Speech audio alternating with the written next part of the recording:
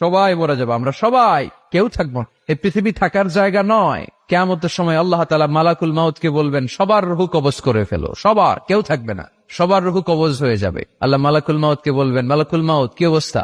বলবে সব শেষ। মাইয়াপ্পা, কে বাকি? মালাকুল মাউত বলবে জিনেরা বাকি, যাদেরকে দেখা যায় না। আল্লাহ বলবেন জিনদেরকেও শেষ করে ফেলো, রুহু কবজ করো। মালাকুল মাউত আজরাইল জিনদের রুহু কবজ করবে। আল্লাহ এবার জিজ্ঞেস করবে, ইয়া মালাকাল মাউত আখবিরনি মাইয়াপ্পা, এবার বলো আর কে বাকি? মালাকুল মাউত বলবে, আল্লাহ মানুষগুলো সব শেষ, জিনগুলাও শেষ, এবার বাকি ইবলিস শয়তান। কে বাকি? ইবলিসরেও শেষ করো, ইবলিসও শেষ। আল্লাহ আবার জিজ্ঞেস করবেন, ইয়া মালাকাল মাউতি মাইয়াপ্পা, আর কে বেঁচে আছে বলো? মালাকুল মাউত বলবে, আল্লাহ আপনার কথা অনুযায়ী পৃথিবীর সব মানুষের রুহু কবজ করলাম, সব জিনদের রুহু কবজ করলাম, ইবলিসের রুহু কবজ করলাম, এখন আছে শুধু ফেরেশতারা। আছে কারা? যাও ফেরেশতাদের রুহু কবজ করো, ফেরেশতাদের রুহু কবজ হয়ে যাবে। এবার আল্লাহ জিজ্ঞেস করবেন, ইয়া মালাকাল মাউত আখবিরনি মাইয়াপ্পা। মালাকুল মাউত বলবে, আল্লাহ আপনার কথা মতো ধরে ধরে সব শেষ, ফেরেশতাও শেষ, 4 জন ছাড়া। কয়জন ছাড়া? জোরে বলেন, কয়জন ছাড়া?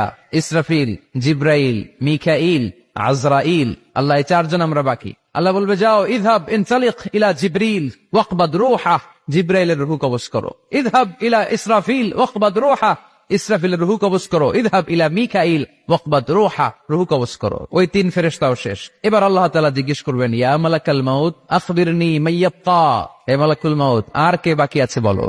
মালাকুল মাউত বলবে, আল্লাহ আপনার কথা মতো মানুষগুলো শেষ, জিনগুলো শেষ, ইবলিস শেষ, আমার বাকি 3 ভাই ইসরাফিল, মিকাইল, জিব্রাইলও শেষ, শুধু আমি, শুধু আমি।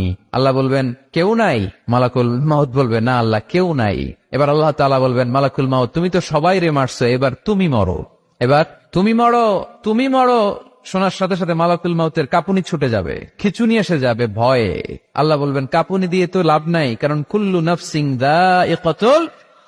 রাব্বুল আলামিন বলবেন, মালাকুল মাউত কেঁদো না, এটাই দুনিয়ার বিধান, আমি আল্লাহর দেয়া বিধান এটাই।